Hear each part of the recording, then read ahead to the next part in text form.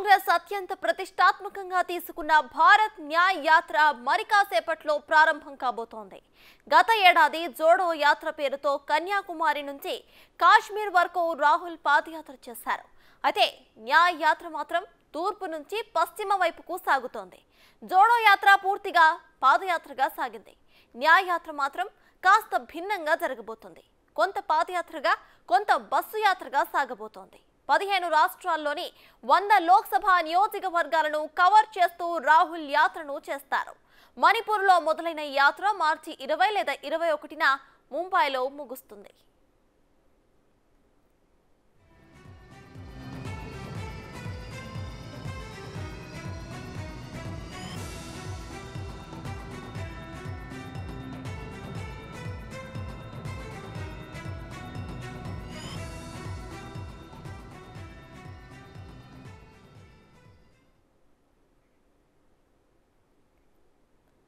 భారత్ న్యాయ్ యాత్ర మరి కాసేపట్లో ప్రారంభం కాబోతోంది. ఈ విషయంపై పూర్తి అప్డేట్స్ ను మా ప్రతినిధి శివ లైవ్ లో అందించడానికి సిద్ధంగా ఉన్నారు.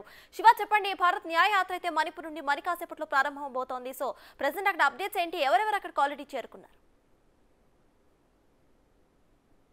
రైట్ సర్తాజ్, ఈరోజు జనవరి 14 నుంచి మణిపూర్లోని ఇంఫాల్ నుంచి భారత్ జోడో న్యాయ యాత్ర ప్రారంభం కాబోతోంది. ఈ యాత్రను మల్లికార్జున ఖర్గే జెండా ఊపి ప్రారంభించబోతున్నారు.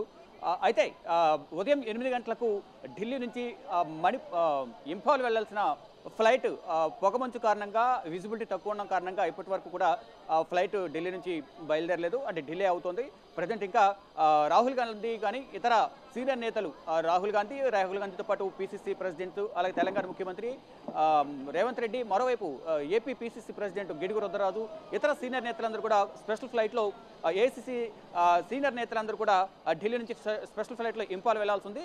ఈ ఫ్లైట్ డిలే వల్ల, ఇంకా ఢిల్లీలోనే ఆ ఫ్లైట్ ఉండడం వల్ల ఇంకా ఇంపాల్ వెళ్ళలేదు. ఈ ప్రోగ్రామ్ షెడ్యూల్ కన్నా కొంచెం డిలేగా కూడా ఈ ప్రోగ్రామ్ ప్రారంభమయ్యే అవకాశం అయితే కనిపిస్తుంది. ఇక ఈ జనవరి 14 నుంచి ప్రారంభమైన భారత్ జోడో న్యాయ యాత్ర మార్చ్ 20-21వ తేదీలో మహారాష్ట్రల థానేలో ముగిసే అవకాశం కనిపిస్తోంది. మొత్తంగా చూసుకుంటే ఈ యాత్ర మొత్తం కూడా 67 రోజుల పాటు సాగే అవకాశం కనిపిస్తోంది. 15 రాష్ట్రాల గుండా 6713 కిలోమీటర్లు ఈ యాత్ర సాగబోతోంది. అత్యధికంగా 11 రోజుల పాటు ఉత్తరప్రదేశ్లో ఈ యాత్ర 11 రోజుల పాటు సాగబోతుంది. దాదాపు 1000 కిలోమీటర్ల పైన, అంటే 1074 కిలోమీటర్ల పైన ఇక్కడ యాత్ర కొనసాగే అవకాశం కనిపిస్తోంది. అంటే ఇటు మహారాష్ట్రతో పాటు మధ్యప్రదేశ్లో 7 రోజులు, మహారాష్ట్రలో 5 రోజులు, రాజస్థాన్లో 5 రోజులు, అంటే ఈ 5 రాష్ట్రాల్లో తప్ప 3-4 రాష్ట్రాల్లో తప్ప మిగతా అన్ని రాష్ట్రాల్లో కూడా 4 రోజులు, 2 రోజులు, 1 రోజు యాత్ర కొనసాగే అవకాశం కనిపిస్తోంది. ఇక ఈరోజు ఇంఫాల్లో ప్రారంభమయ్యే భారత్ జోడో న్యాయ యాత్ర మొత్తం 107 కిలోమీటర్లు యాత్ర కొనసాగబోతోంది. కొనసాగిన తర్వాత మేఘాలయ, అంటే దాని తర్వాత ఇతర రాష్ట్రాలకు ఈ యాత్ర అనేది కొనసాగే అవకాశం కనిపిస్తుంది. ప్రధానంగా ఈ యాత్ర ద్వారా ఉత్తరప్రదేశ్లో 11 రోజులు యాత్ర చేయడం ద్వారా, అంటే కాంగ్రెస్ సీనియర్ నేతలందరూ సలహా మేరకు 11 రోజుల పాటు ఎక్కువ సమయం కేటాయించాలని తెలిపిన నేపథ్యంలో 11 రోజుల పాటు ఇక్కడ ఈ యాత్ర అనేది కొనసాగబోతోంది. ఈ యాత్ర ఇక్కడ 11 రోజులు చేయడం ద్వారా ఇక్కడ అత్యధిక ఎంపీ స్థానాలు అనేవి ఉత్తరప్రదేశ్లో ఉన్నాయి కాబట్టి ఎక్కువ స్థానాలు గెలుచుకునే అవకాశం ఉంటుంది. కాబట్టి ఇక్కడ ఎక్కువ స్థానాలు గెలుచుకుంటే కనుక నెక్స్ట్ కేంద్రంలో అధికారంలోకి రావడానికి ఈ ఉత్తరప్రదేశ్ నుంచే శ్రీకారం చుట్టాలి, ఎక్కువ లోక్సభ స్థానాలు కైవసం చేసుకోవాలనేది ప్రధానంగా అందరూ సూచించిన నేపథ్యంలోనే రాహుల్ గాంధీ 11 రోజుల పాటు 1070 కిలోమీటర్ల పైగా కూడా ఇక్కడ యాత్ర చేస్తున్నట్లుగా కూడా తెలుస్తోంది. మొత్తంగా చూసుకుంటే ఈ యాత్ర ఉద్దేశం బడుగు బలహీన వర్గాలకు, ప్రజలందరి సాధక బాధకాలను తెలుసుకుని వారికి న్యాయం చేసే విధంగా కూడా ఈ యాత్ర కొనసాగుతోంది అనేది ప్రధానంగా రాహుల్ గాంధీ మొదటి యాత్ర భారత్ జోడో యాత్ర ఏ విధంగా అయితే కొనసాగించారో, తమిళనాడు కన్యాకుమారి నుంచి జమ్మూ కాశ్మీర్ వరకు ఏ విధంగా అయితే కొనసాగించారో దాని కొనసాగింపుగా రెండవ యాత్ర భారత్ జోడో న్యాయ యాత్రగా దీనికి నామకరణం చేశారు. ఈ నేపథ్యంలోనే ఈ రోజు నుంచి ఇంఫాల్లో భారీ బహిరంగ సభ నిర్వహించిన తర్వాత ఈ యాత్ర కొనసాగబోతుంది. 6713 కిలోమీటర్లు ఈ యాత్ర కొనసాగబోతోంది. అయితే ఈ యాత్ర అనేది కొంత కాలినడక, మరోవైపు కొన్ని బస్సులో కూడా ఎక్కువగా ఈ యాత్ర కొనసాగే అవకాశం కనిపిస్తోంది. అంటే సిటీలు, మెయిన్ జిల్లాల్లో మాత్రమే ఈ పాదయాత్ర ద్వారా ఇది బస్సు పాదయాత్రలు కానీ బస్సు యాత్ర ద్వారా కానీ ఇది కొనసాగే అవకాశం అయితే కనిపిస్తోంది. మొత్తం ఈ భారత్ జోడో న్యాయ యాత్రలో పౌర సంఘాలకు సంబంధించిన నేతలు, ప్రజా సంఘాల నేతలు, రాజకీయ పార్టీలకు అతీతంగా ఇండియా కూటమి పార్టీల నేతలందరూ కూడా ఈ భారత్ జోడో న్యాయయాత్రలో పాల్గొనే అవకాశం కనిపిస్తోంది. ఈ మొదటి భారత్ జోడో యాత్ర ఏ విధంగా అయితే కాంగ్రెస్ పార్టీకి బూస్టప్ ఇచ్చిందో, కాంగ్రెస్ పార్టీ బలోపేత అవడానికి ఈ యాత్ర ఏ విధంగా ఉపయోగపడిందో భారత్ జోడో యాత్ర, ఈ భారత్ జోడో న్యాయ యాత్ర కూడా అదేవిధంగా కాంగ్రెస్ పార్టీ బలోపేతానికి, కాంగ్రెస్ పార్టీ ఇండియా కూటమి అధికారంలోకి రావడానికి రాహుల్ గాంధీ చేపట్టే భారత్ జోడో న్యాయ యాత్ర ఉపయోగపడుతుంది అనేది ప్రధానంగా ఇండియా కూటమి నేతలు కానీ కాంగ్రెస్ పార్టీ నేతలందరూ కూడా ఆశాభావం అయితే వ్యక్తం చేస్తున్న పరిస్థితి కనిపిస్తోంది. అయితే ఒడిశాలో 4 రోజులు, అలాగే ఛత్తీస్గఢ్లో 5 రోజులు, ఉత్తరప్రదేశ్లో 11 రోజులు రాహుల్ యాత్ర చేస్తారు. ఇక మధ్యప్రదేశ్లో వారం రోజుల పాటు ఈ యాత్ర ఉండబోతుంది. అంటే ఇక్కడ మధ్యప్రదేశ్, మహారాష్ట్ర యాత్రని కాంగ్రెస్ అయితే ప్రతిష్టాత్మకంగా తీసుకుంది కాబట్టి ప్రెసెంట్ ఇంకా అధికారుల ప్రయాణం అయితే ముందుకు సాగలేదు. మరి వాళ్ళు ఎప్పటికీ అక్కడికి రీచ్ అయ్యే అవకాశం ఉంది? ఇంఫాల్లో జరగబోయే మీటింగ్ ఎప్పుడు జరగబోయే అవకాశం ఉంది? అది పోస్ట్పోన్ అయ్యే ఛాన్సెస్ ఉన్నాయనుకోవచ్చా?